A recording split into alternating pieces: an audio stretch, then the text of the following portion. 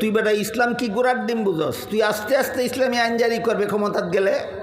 অন্যান্য সমস্ত ধর্মাবলম্বীরা জীবনভর স্বাধীনভাবে আপন আপন ধর্ম পালনের ব্যবস্থা একমাত্র ইসলামের বিধানেই আছে। তুই বেটা গণ্য মূর্খ, আস্তে আস্তে কেন ইসলামী বিধান পালন করবে?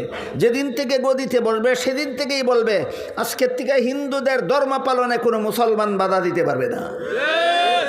বুঝে থাকলে বলেন তো, ইসলামী দলের নেতা সত্যই আলেম হইলে বলতে পারে আস্তে আস্তে ইসলামী আইন জারি করব না? যেদিন আমরা গদিতে বসবো সেদিন থেকেই জারি করব। যেদিন একটা দল ইসলামী দল বাংলাদেশের গদিতে বসবে সেদিন থেকে যদি ইসলামী আইন জারি করে, তাহলে এর পরের দিন থেকে হিন্দুরা আর তাদের ধর্ম পালন করতে পারবে না, না পূর্ণ স্বাধীনভাবে পালন করতে পারবে।